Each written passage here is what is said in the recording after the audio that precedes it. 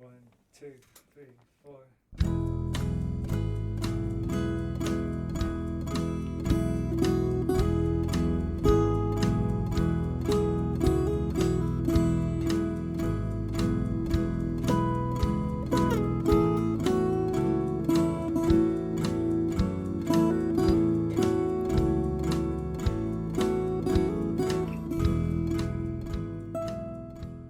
You are listening to SKYLIT, the SKYLIT Books podcast. SKYLIT Books is a general interest bookstore in the Los Feliz neighborhood in Los Angeles. You can shop with us from 10 a.m. to 10 p.m. or visit us online 24/7 at skylitbooks.com. Follow along at SKYLIT Books Instagram and Twitter.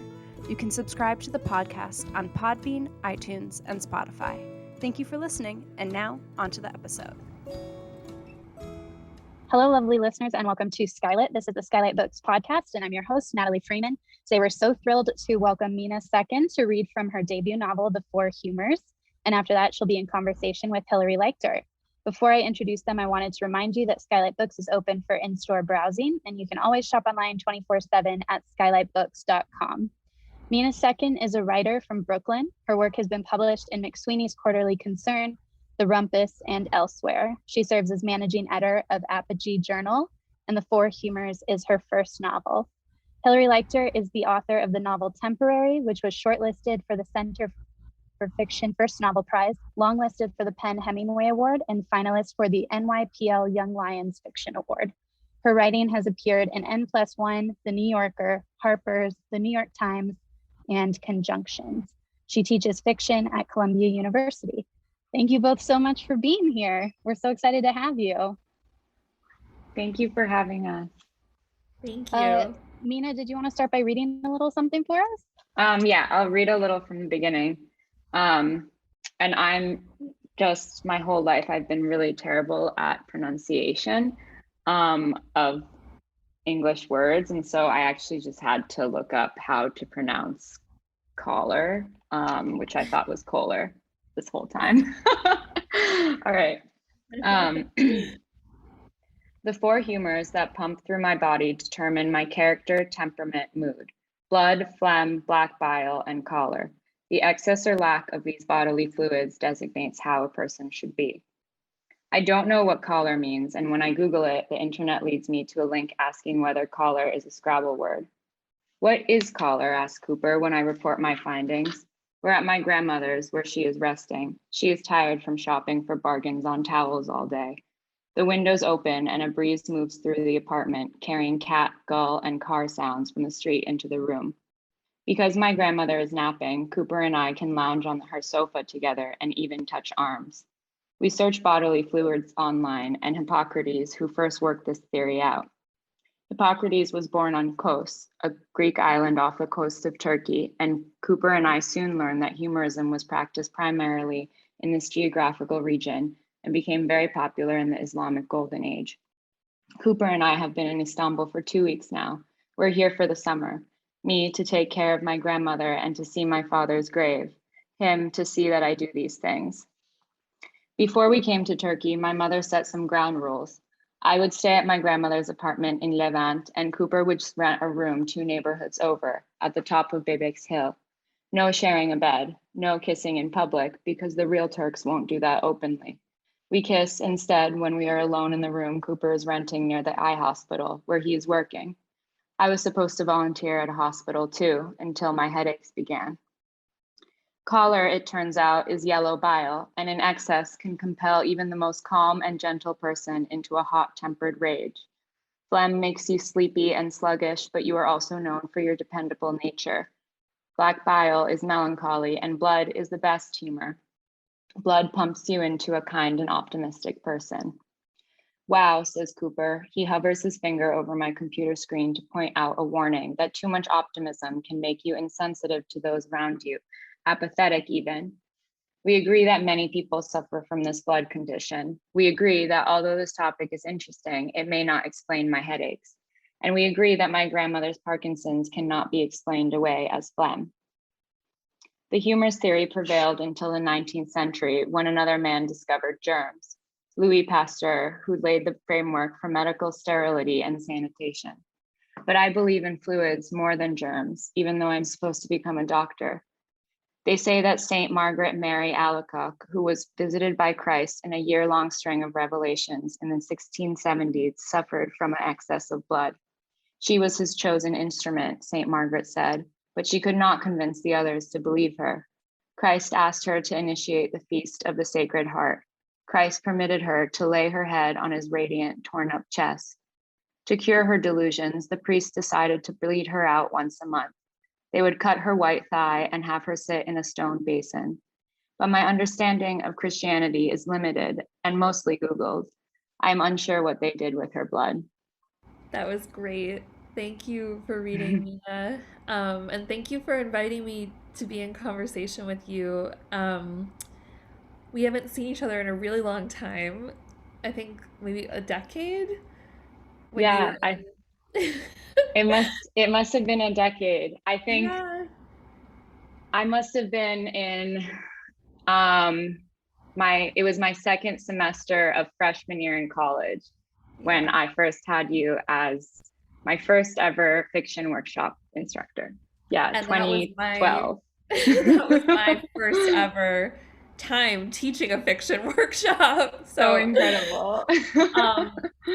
So I really want to hear, because I read your work then, and then now there's this beautiful book in the world, and I just really want to hear about the journey from then to now. What led you to this story, and where did it start?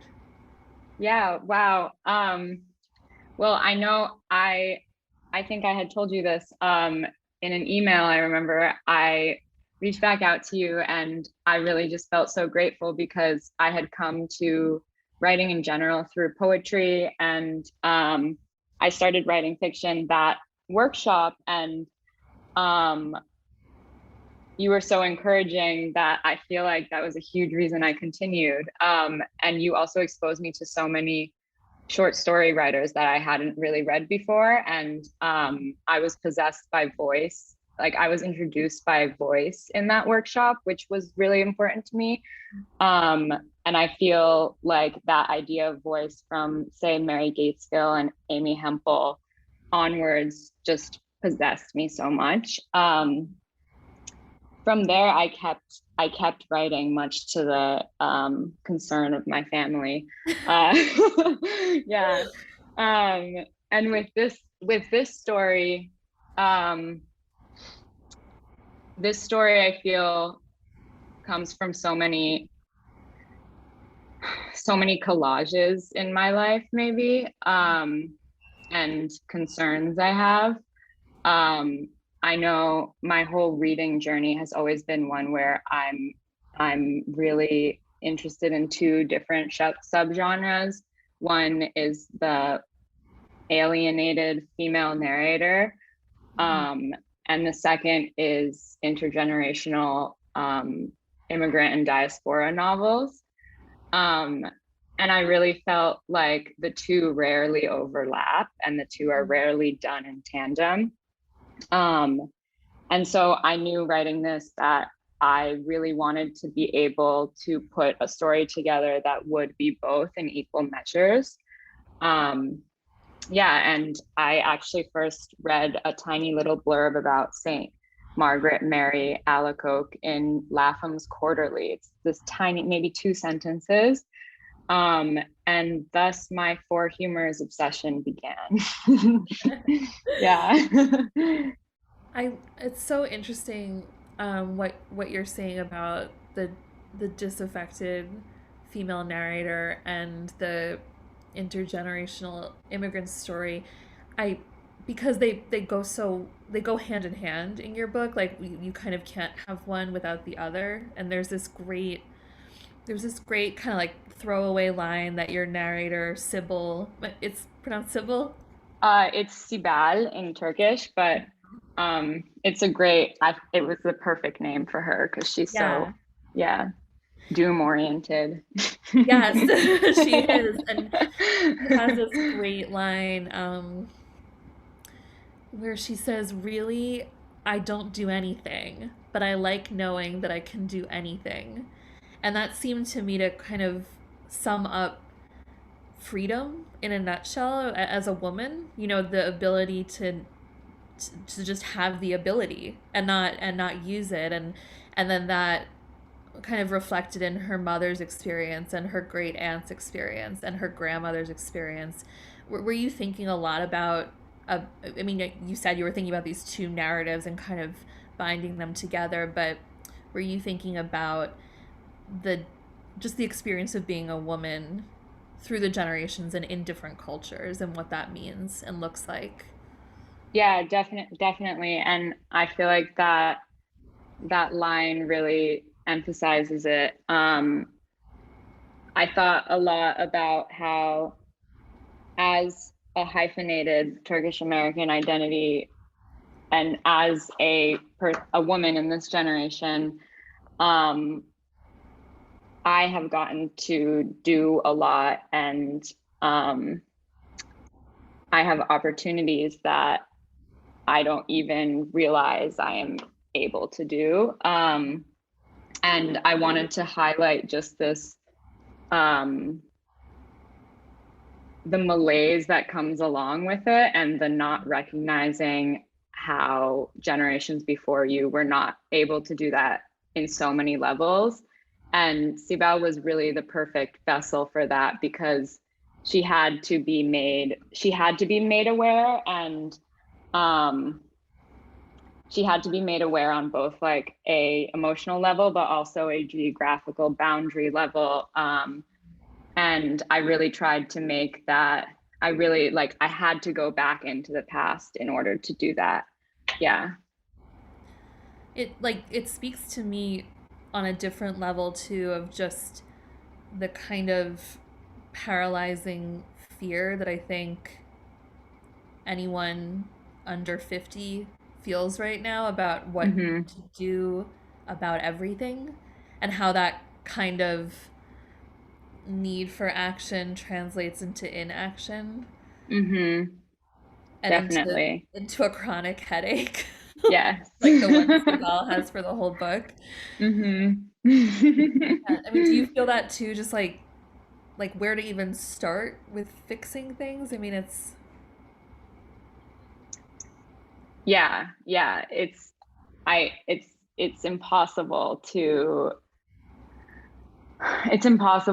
know, really, right? And especially when you're in a family environment.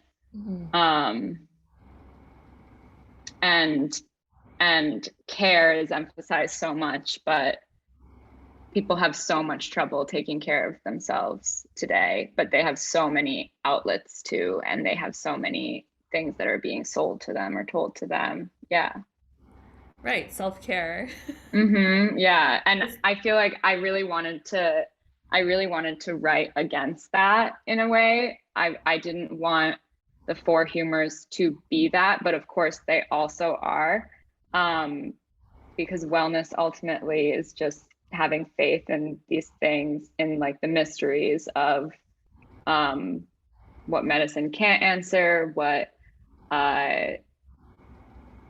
modern day therapy and psychiatry can't answer. Like wellness swoops in and just fills that up. And so I wanted the four humors to be that for her. And because she is a little thorny in some ways, she refuses to see that the four humors is the same thing as that. Yeah. Yeah, I mean, I'm predicting that in tandem with your book, there's going to be the four humors regimen. Sign up now. That would be fun. Yeah, I wonder. Someone will go there. It's like the last thing, the last frontier. But Yeah. what is it about ancient medicine that was appealing to you as a way into this story? Like, wow, I've always been really obsessed and fascinated with the body. A lot of my family members are in medicine, and I definitely grew up seeing laparoscopic organs, like pictures of organs just lying around on desks and stuff. wow. So that was definitely something that I consumed without really realizing it. And I'm also obsessed with ancient times, and so the two just immediately uh, drew me in. And I feel like the four humors in general have a really rich literary history too. Black Bile in particular. The other ones have not been written about by the poets and Shakespeare as much, but Black Bile is amazing because I feel like it is modern day. It's both modern day clinical, very serious depression and an everyday malaise. And it definitely has taken hold of us and still takes hold of us all the time. And I feel like the ways people try and treat that was just fascinating to me as I read more and more about it, as I read my favorite ancient medical text that I found, the Trotula. Yeah, that one was fun. That's the first compendium for women's health that came out of Salerno in 1000s AD. Wow. Yeah. I mean, did you travel to specific libraries to do your research? Or I mean, this just sounds like so much fun. It was really fun. Yeah, it was very fun.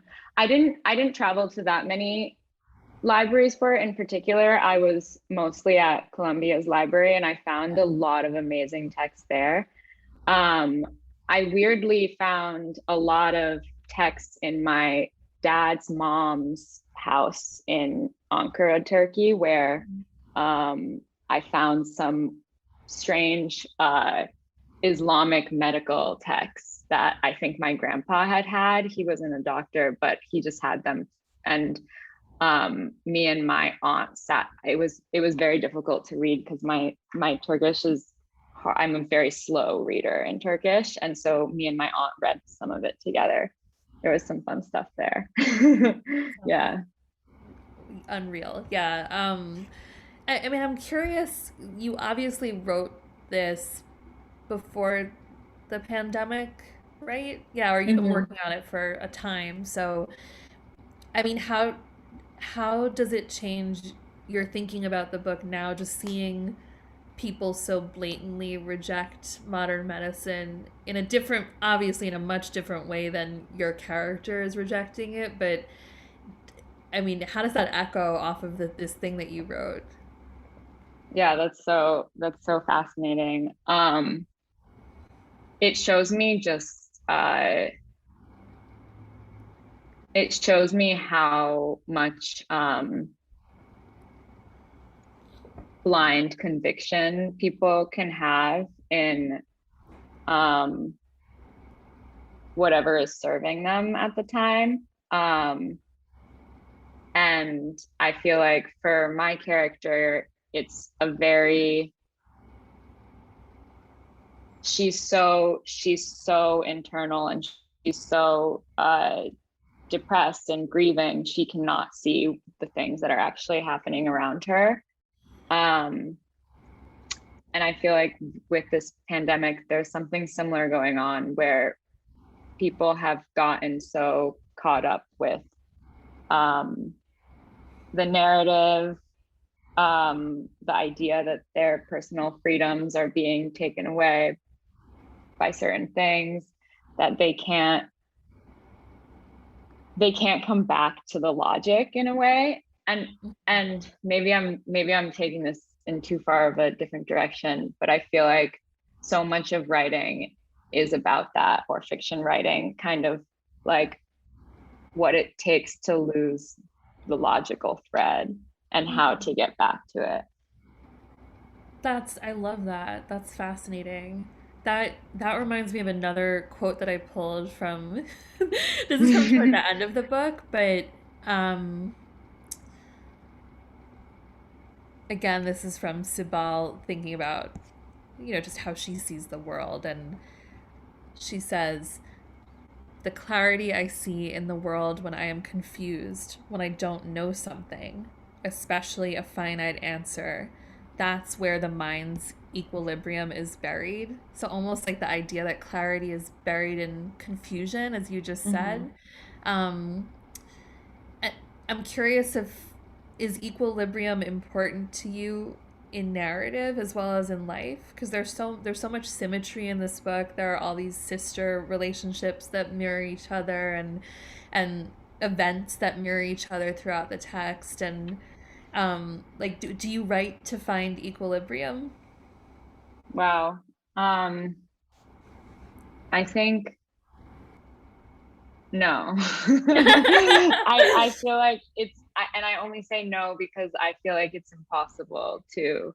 And I feel like the novel is, I feel like, okay, so I've been trying to write an essay recently, right?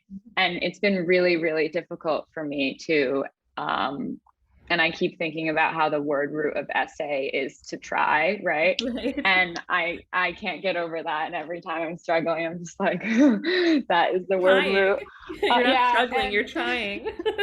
Yeah, exactly. And I've been finding that I'm having trouble with essay writing because it has a more finite understanding of truth, and it has a more narrow lens towards which to talk about that truth. And a novel is so much more, has so much more room for truth. And you get to, the beautiful thing is that you get to see all the different sides of one truth in a single space. And so in that way, I guess novels are that messiness, that lack of clarity. And of course, storytelling has a certain clarity to it in terms of structure, in terms of maybe symmetries that are going on, but the topics themselves, I feel like can never be clear. Yeah. I mean, I know that I'm gonna start thinking about whether my books have enough black bile and color in them what I'm writing now, though. I just think it's an interesting way of thinking about fiction. You know, is there too much blood in your story, or is there too much is there too much malaise? Is there, I don't know, I think I'm not gonna be able to help but consider that from now on. Yeah.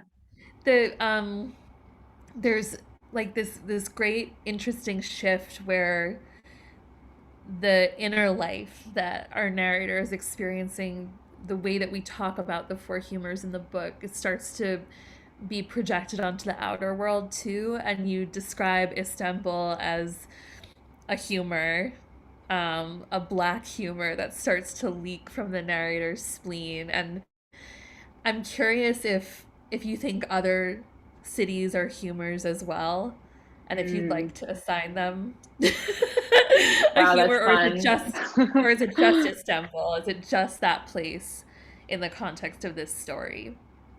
Oh no, I can do this for a really long time.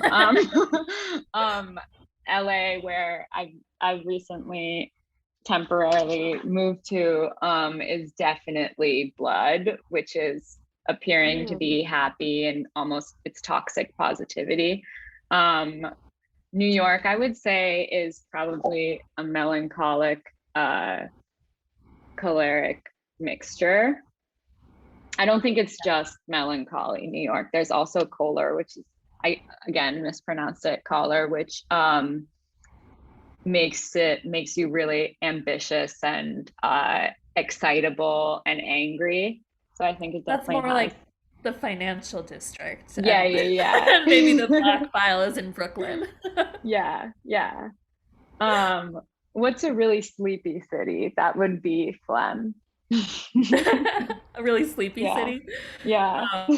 Not New York. I don't, if you find it, let me know, because I would love to live there. I want a really sleepy, like, napping city. That's that's my speed. Definitely. So what are you working on now besides the essay? Yeah, the essay, the continuous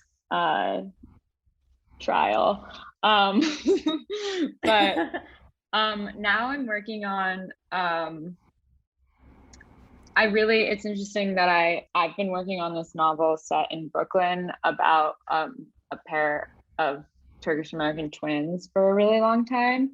And I had a lot of trouble writing it for so many years because I don't know, I think a lot about how to write ethnicity and how to write an otherness. And I found that it was a lot easier to write about that otherness that I grew up in, that I'm always thinking about, actually in Istanbul, where it's the insider outsider. And so it was easier to talk about being a foreign Turk there than it was to write, I guess, about the actual mother wound in Brooklyn. And so I'm still trying to write that. But since I've moved to LA, I'm getting kind of possessed by that city. So I'm starting to write this story about a young woman who is a birder, and so she goes to the LA River every day birding. Yeah, it's going to be a little kooky.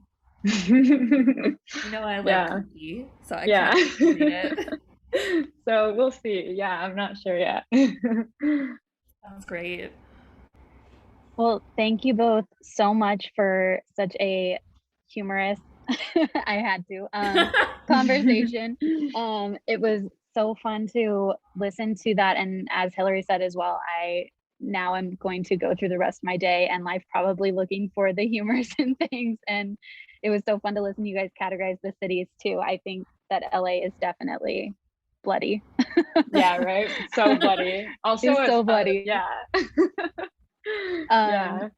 Thank you both so much. We're so excited about the 4 humors, and you can buy your very own copy from SKYLIT Books by visiting skylitbooks.com. Thank you again to Mina Seckin and Hilary Leichter for joining us today, and we hope to see you all soon. Thank you for listening to the SKYLIT Books podcast series. Please don't forget to visit our website at skylitbooks.com and make sure to follow us on Twitter and Instagram. Also, don't forget to subscribe to this podcast for more author talks and bookseller conversations. You can find us on Podbean, iTunes, and Spotify. Stay safe and healthy, and we hope to see you back in our store soon.